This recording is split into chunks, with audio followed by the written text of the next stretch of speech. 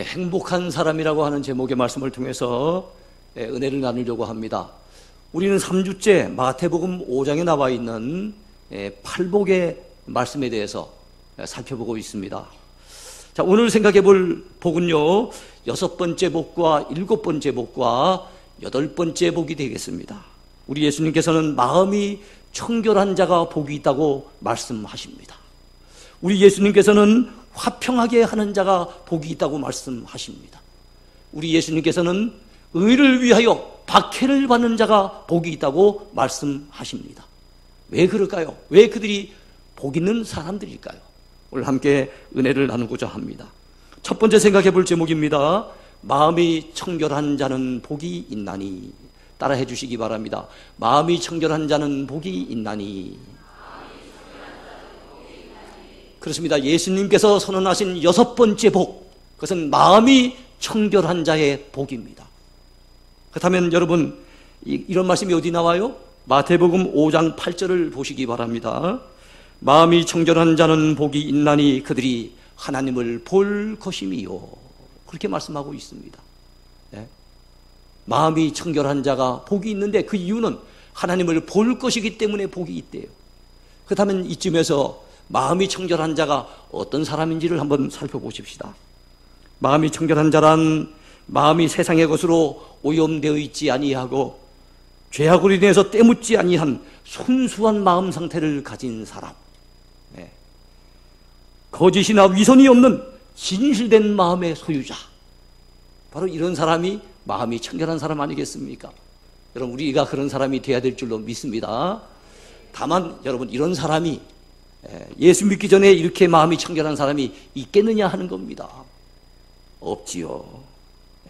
이 세상에 온전히 마음이 청결한 사람은 아무도 없습니다. 모든 사람이 다 죄를 범하였기 때문에 예수 믿기 전에는, 하나님의 은혜가 임하기 전에는 어느 누구도 마음이 청결한 사람이 없다는 사실이에요.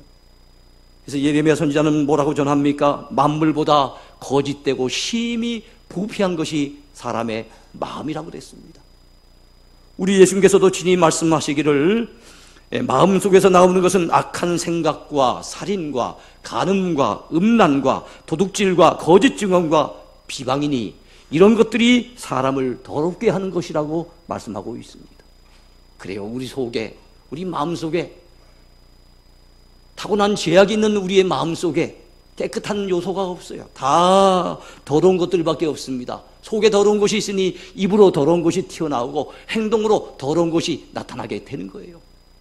이것이 우리의 본래 모습입니다. 이것이 우리의 실체입니다. 이것이 우리의 현주소입니다. 이렇게 마음이 더러워진 우리가 어떻게 청결한 마음의 소유자가 될 수가 있겠습니까? 여러분, 어떻게 우리가 청결한 마음을 가질 수 있겠습니까? 부연 창문이 있다면 창문을 그대로 내버려둬서는 안 되겠지요. 창문을 걸레로 닦아야만 깨끗해질 수 있어요. 걸레질을 하기 전에는 창문이 깨끗할 수가 없는 겁니다. 창밖을 제대로 볼 수가 없는 겁니다. 그렇다면 여러분, 창문에 때가 끼었다면 어떻게 돼야 되겠습니까? 걸레질을 잘해서 닦아내야 하는 것입니다. 마찬가지로 죄와 욕심으로 인해서 더럽혀진 우리의 마음의 창을 닦아내야 됩니다. 청결하게 만들어야 됩니다. 그런데 여러분, 어떻게 하면은, 어떤 방법으로 우리가 우리의 마음의 창을 깨끗하게 청결하게 만들 수 있을까요? 죄악으로 물든 우리의 마음, 허물로 뒤덮인 이 더럽혀진 우리의 마음이 어떻게 하면 청결하게 될 수가 있겠습니까? 다른 방법은 없어요. 단 한 가지 방법밖에는 없습니다. 그것은 내 자신이 죄인인 것을 깨닫고 예수 그리스도의 십자가 앞에 나와 하나님 앞에 나의 죄를 고백하고 용서를 구하면서 철저히 회개할 때, 십자가를 의지하고 철저히 회개할 때, 십자가의 그 보혈로 우리 주님께서 우리의 더럽혀진 영혼과 마음을 깨끗하게 정결하게 만들어 주실 것을 확실히 믿습니다. 그거 외에는 다른 방법이 없는 거예요. 여러분, 그렇다면 이렇게 마음이 정결해지면은 복이 있다고 했는데, 마음이 정결해진 자, 마음이 청결해진 사람이 받는 복이 무엇입니까? 하나님을 볼 것임이요 그랬어요. 하나님을 보는 복이 임한답니다. 여러분들에게 이런 복이 임하게 되기를 축원해 드립니다. 여러분, 여기서 말씀하는 하나님을 본다는 것은 육체적으로 보는 거라고 우리가 보아서는 안 됩니다. 육체적으로는 우리가 하나님을 못 봅니다. 하나님을 보는 순간에 우린 죽습니다. 죄와 허물이 많은 우리가 어떻게 거룩하신 하나님을 배울 수 있겠습니까? 대구 땅도 한눈에 다 바라보지 못하는 우리가, 여러분, 온 우주 만물을 창조하신 그 크고 위대하신 하나님을 어떻게 바라볼 수가 있겠습니까? 그래서 육체적으로는 바라볼 수 없는 거예요. 마음의 눈으로 보는 겁니다.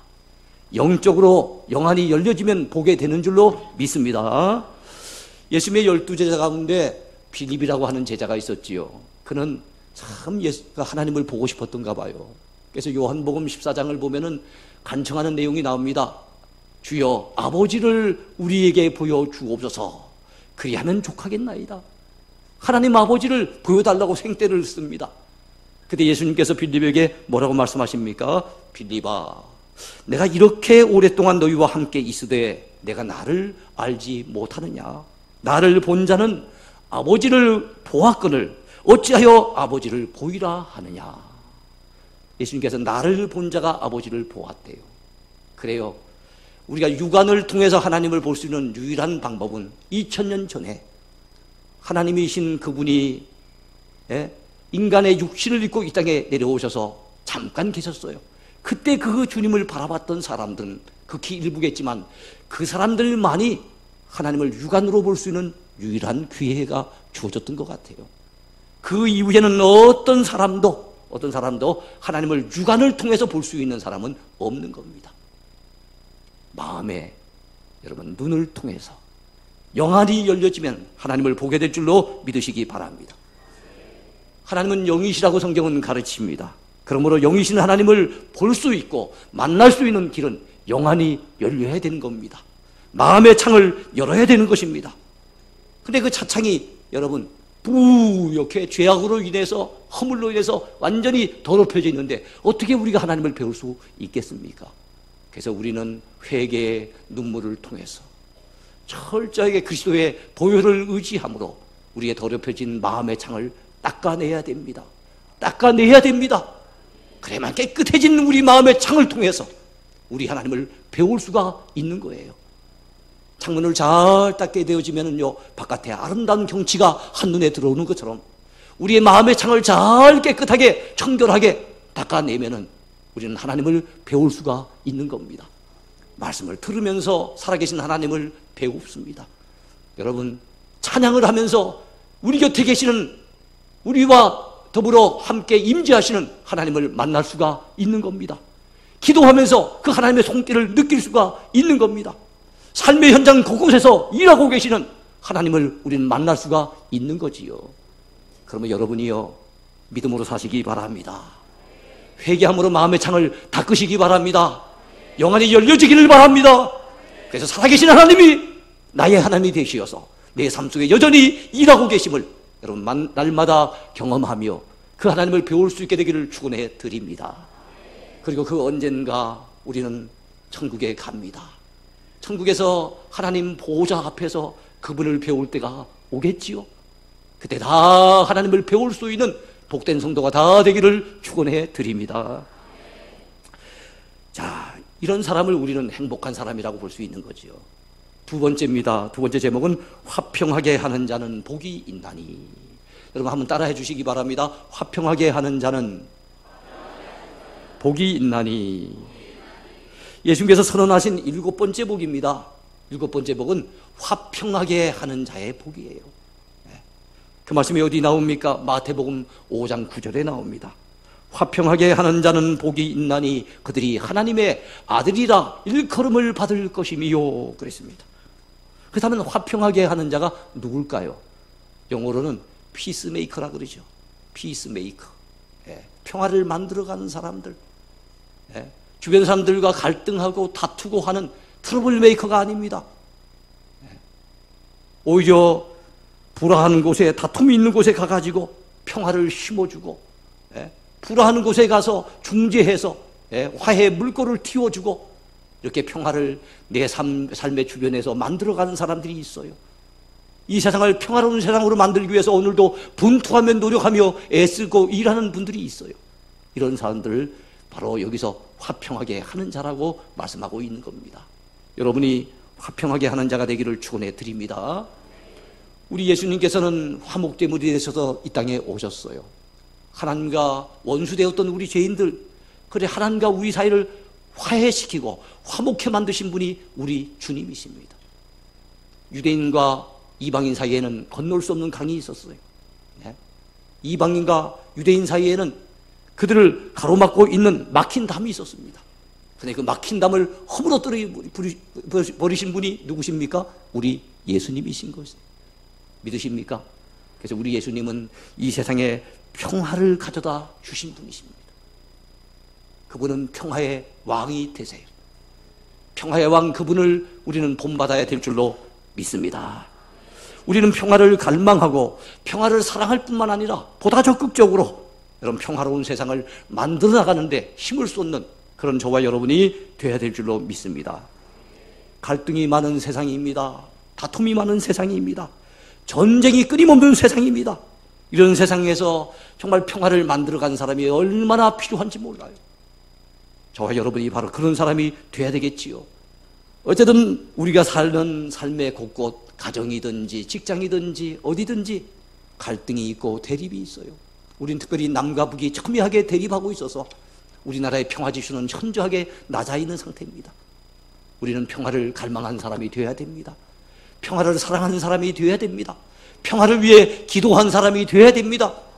내 주변에 가까운 사람들부터 사랑하면서 여러분 절대로 분열을 일으키지 말고 갈등 일으키지 말고 그들을 끌어안음으로써 평화를 만들어가는 저와 여러분이 되어야 될 줄로 믿습니다. 1993년도에 노벨 평화상을 받은 남아공의 대통령이 있죠. 전 대통령 넬슨 만델라 대통령이에요. 세계인들로부터 존경을 받는 그런 대통령입니다.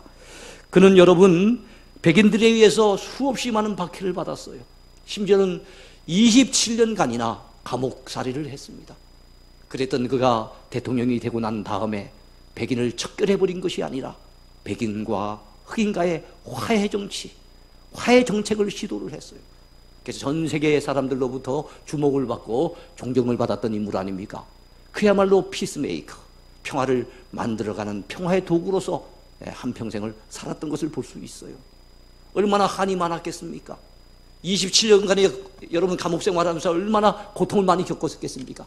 그런데도 불구하고 그가 대통령의 자리에 있을 때 그 권력을 휘둘러서 사람들을 해하고 원수를 갚은 것이 아니라 오히려 나라를 하나로 만드는데 힘을 쏟은 것을 보면 참 훌륭하다는 생각이 듭니다. 우리가 바로 그런 사람이 돼야 될 줄로 믿습니다. 평화를 위해 일하는 사람들, 그들이 왜 여러분 복이 있다고 주님은 말씀하고 계십니까? 평화를 위해 일하는 사람들, 화평하게 하는 자가 복이 있는데 그 이유는 하나님의 아들이라고 일컬음을 받기 때문이라고 말씀하고 있어요. 하나님의 아들로 불림받는 거 엄청난 복입니다. 죄 많고 허물 많은 우리들이 하나님의 아들이라고 일컬음을 받게 되다니요. 이런 영광이 어디 있습니까? 이런 복이 어디 있겠습니까? 이런 복을 우리 모두가 누려야 될 줄로 믿습니다. 여러분, 아버지와 아들은 대체적으로 그 인간관계 중에 가장 끈끈하고 그리고 친밀한 관계입니다. 그렇지 못한 가정이 있긴 하겠지만 대체적으로 아버지와 아들 관계는 참 좋지 않습니까? 그리고 아들은 아버지를 많이 보통 닮아 있어요. 쏙 빼닮은 그런 자식들이 얼마나 많습니까? 그렇다면 여러분, 우리 하나님은 어떤 분이세요? 하나님은 평화를 사랑하시는 하나님이십니다. 우리 하나님은 평화로운 세상을 원하시는 분이세요. 그렇다면 하나님을 닮은 하나님의 자녀된 우리, 어떤 사람이 하나님의 아들이라고 일컬음을 받을 만합니까? 평화를 사랑하시는 하나님처럼 평화를 추구해가고 평화를 만들어가는 사람이 진정 하나님의 아들이라고 일컬음을 받을 만한 사람인 거예요. 그 사람이 가는 곳에는 문제가 생기고 그 사람이 가는 곳에는 다툼이 일어나고 좋았던 분위기가 그 사람이 끼어들기 시작하면서 거기서 말다툼이 벌어지고 싸늘한 냉장고 분위기로 탈바꿈되고 이러면 안 되지요. 이런 트러블 메이커가 돼갖고 어찌 우리가 하나님의 아들이라고 일컬음을 받을 수 있겠습니까? 평화를 위해 일하는 사람들, 평화를 만들어가기 위해서 오늘도 분투하며 노력하는 사람들, 평화를 만들기 위해서 내 주변에 있는 사람들부터 끌어안고 사랑해가는 사람들, 그들이야말로 하나님의 아들이라고 일컬음을 받을 수 있는 사람들이지요. 마지막 세 번째입니다. 의를 위하여 박해를 받는 자는 복이 있나니. 한번 따라해 주세요. 의를 위하여 박해를 받은 자는 복이 있나니. 예수님께서 선언하신 마지막 8번째 복입니다. 그 복이 어디에 나옵니까? 5장 10절을 봐주시기 바랍니다. 의를 위하여 박해를 받은 자는 복이 있나니 천국이 그들의 것임이로다 그랬습니다. 그렇다면 의를 위하여 박해를 받은 사람이란 어떤 사람을 얘기하는 것일까요? 의로운 일을 하다가 억울하게 박해를 당한 사람들을 얘기합니다. 두 번째는 의로운 분, 우리를 의롭게 하시는 그 예수 그리스도를 믿는 믿음 때문에 어려운 일을 당하고 박해를 당하는 그런 사람을 얘기하는 겁니다. 그래요, 우리가 예수 믿는 믿음을 지키려고 하다가 때로는 어려움을 당합니다. 우리가 의롭게 살려고 애쓰는데도 불구하고 악한 자들에 의해서 우리가 박해를 당할 때가 있어요. 우리 기독신자들 가운데는 우상에게 절하지 않았다는 이유 때문에, 제사에 참여하지 않았다는 이유 때문에 여러분 사람들로부터 때로는 비난을 받습니다. 그런데 주님께서는 말씀하세요. 그럴 때 두려워하지 말랍니다. 오히려 기뻐하고 즐거워하랍니다. 하늘에서 우리의 상이 더 크답니다.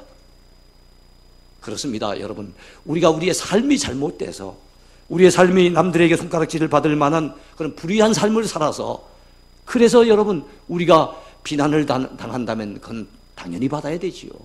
그런 잘못된 삶을 끊어버려야 됩니다. 그러나 우리가 잘못된 삶을 살지 않았고 내가 바르게 사는데도 불구하고 예수 믿는다는 그 믿음의 이유 하나 때문에 나를 핍박하고 조롱하고 나를 공격하는 사람들이 있다고 한다면 여러분 너무 걱정하지 마세요. 기뻐하고 즐거워하시기 바랍니다. 그게 예수 잘 믿는 증거라는 겁니다. 여러분, 예수 믿는 거 흉내내지 않는 사람, 예수 믿는다는 그 신분을 밝히지 않는 사람은 절대로 어느 누가 핍박하거나 조롱하지 않습니다. 내가 예수 믿는다는 것을 세상에서 많은 사람들 앞에 드러냈기 때문에 사람들로부터 야유를 받고 사람들로부터 공격을 당하고 박해를 받는 거예요. 여러분, 예수님께서는 본문 11절과 12절을 통해 이렇게 말씀하십니다. 나로 말미암아 너희를 욕하고 박해하고 거짓으로 너희를 거슬러 모든 악한 말을 할 때에는 너희에게 복이 있나니 기뻐하고 즐거워하라. 하늘에서 너희의 상이 큼이라. 너희 전에 있던 선지자들도 이같이 박해하였느니라. 그랬어요. 선지자들도 박해를 당했습니다. 앞서간 믿음의 사람들도 박해를 당했습니다. 로마 제국 지하에 있었던 여러분 초대교회 성도들요, 그들은 유대인들로부터 비난을 받습니다. 왜냐하면 율법을 지키지 않는다는 이유 때문에. 이방인들로부터 공격을 당합니다. 왜냐하면 로마 황제를 숭배하지 않았다는 이유 때문에. 그런 이유 때문에 붙들리고 매를 맞고 감옥에 던져지고 죽임을 당하는 그런 일들이 얼마나 많은지 몰라요. 그 시대는 정말 예수 믿으려고 한다면, 믿음을 지키려고 한다면 목숨을 걸어야 할 만큼 그게 힘든 그런 성도들이 많이 있었습니다. 오늘날도 그만큼은 아니겠지만 예수 믿는 그 이유 때문에 어려움을 당할 때가 있지요. 여러 가지 이유 때문에 공격당할 때가 있습니다. 그러나 여러분 걱정하지 마세요. 두려워하지 마시고 오히려 기뻐하고 즐거워할 수 있게 되길 바랍니다. 그 이유가 무엇입니까? 우리 주님께서 약속하셨어요. 천국을 약속하신 겁니다. 의를 위하여 박해를 받는 자는 복이 있나니 천국이 그들의 것입니다 그랬습니다. 천국만 약속했습니까? 기뻐하고 즐거워하라. 하늘에서 너희의 상이 큼이라 그랬습니다. 천국도 약속했을 뿐만 아니라 만왕의 왕 그 예수 그리스도께서 하늘 상급을 우리를 위해서 예비하시고 약속해 주셨다는 것이지요. 여러분, 얼마나 귀한 일입니까? 이런 약속들은 성경에 곳곳에 나와 있습니다. 이 성경의 맨 마지막 부분에 보면 요한계시록이 있죠. 요한계시록 마지막 장이 22장입니다. 그 12절에서 주님은 이렇게 말씀하고 계세요. 보라, 내가 속히 오리니 내가 줄 상이 내게 있어 각 사람에게 그의 행한 대로 갚아주리라. 주님 앞에 뭐가 있다고요? 상이 있대요. 그래서 각 사람이 행한 대로, 일한 대로 갚아주신답니다. 저는 이 말씀이 너무 마음에 와닿고 참 은혜가 되고 소중하게 여겨져서 제 동생을 통해 가지고 나무 위에다가 이 성경 구절을 새겼어요. 새겨가지고 그래서 지금 우리 목양실에 가면 이 요한계시록 22장 12절 말씀이 딱 걸려 있습니다. 사랑하는 성도 여러분, 그렇습니다. 주님이 우리를 위해서 천국을 예비하고 계십니다. 하늘 상급을 예비하고 계십니다. 이 땅에 주님을 위해서 믿음 지키려고 하다가 때로는 비난을 당하고 때로는 욕을 듣고 때로는 피해를 감수하고 손해를 감수하고 때로는 왕따를 당하고 어려움을 당할 때가 많지만 가족들에게 어려움을 당하기도 하고 친척들로부터 따돌림을 당하기도 하고 직장 동료들로부터 비난을 하기도 하지만 여러분 믿음으로 잘 이겨내는 사람에게는 천국이 주어집니다. 하늘 상급이 주어집니다. 여기서 느끼는 특이한 것은 여러분 첫 번째 복도 천국이 주어지는 복이에요. 그렇죠? 심령이 가난한 자는 복이 있나니 천국이 그들의 것임이요 그랬어요. 마지막 8번째 복도 천국이 그들에게 주어지는 그 복입니다. 다른 복은 한 가지씩만 소개하고 있는데 천국에 관련된 복은 2가지, 처음 시작할 때와 마지막 마칠 때 2가지로 소개가 됩니다. 뭘 느낄 수 있습니까? 예수 믿는 신자들이 받아 누리는 복이 참 많겠지만 그 어떤 복보다 가장 큰 복은 천국의 복이라는 겁니다. 할렐루야. 이 복을 받아 누릴 수 있게 되기를 축원해 드립니다. 이 복이 저와 여러분의 것인 것을 믿으시기 바랍니다. 그러니까 기뻐하고 즐거워하라고 주님은 가르치고 계시는 거지요. 그런데 여러분 첫 번째 복과 8번째 복은 약간은 차이는 있어요. 첫 번째 복은 심령이 가난한 자가 현재 시점에서 내 심령, 내 마음 가운데 누리는 천국입니다. 심령 천국이에요. 근데 마지막 천국은 무엇입니까? 그거는 현재가 아니라 미래 우리가 가서 실제 누리게 될 실제 천국입니다. 그런 차이가 있어요. 이 2 천국을 우리는 다 소유해야 될 줄로 믿습니다. 이 사람이 복 있는 사람이에요. 이제 말씀을 맺으려고 합니다. 주님께서는 8가지 복을 통해서 우리 천국 시민들, 하나님 나라 백성들이 어떻게 살아야 되는지를 우리에게 가르쳐주고 계세요. 그것은 우리가 받아 누려야 될 복이기도 하지만 우리 삶의 초점이요 목표이기도 합니다. 우리 남은 생에 살아갈 동안에 심령이 가난한 자부터 시작을 해서 의를 위하여 핍박을 받는 자들까지 세상적으로 봤을 때는 별로 복처럼 여겨지지 않을지 모르겠지만 영적으로 봤을 때는 너무나도 고귀한 복인데 그 복을 우리 모두가 다 풍성하게 누려야 될 줄로 믿습니다. 오늘 주신 말씀을 생각하면서 여러분 마음이 청결한 자가 되십시다. 그리고 화평을 위해서 일하는 자가 되십시다. 그리고 의를 위하여 핍박을 받더라도 그 박해받는 것을 두려워하지 아니하고 오히려 기뻐하고 즐거워하는 자가 되십시다. 이렇게 살아가는 자가 진정 행복한 사람이 아니겠습니까? 여러분이 그런 행복한 사람 되기를 축원해 드립니다. 축원해 드립니다.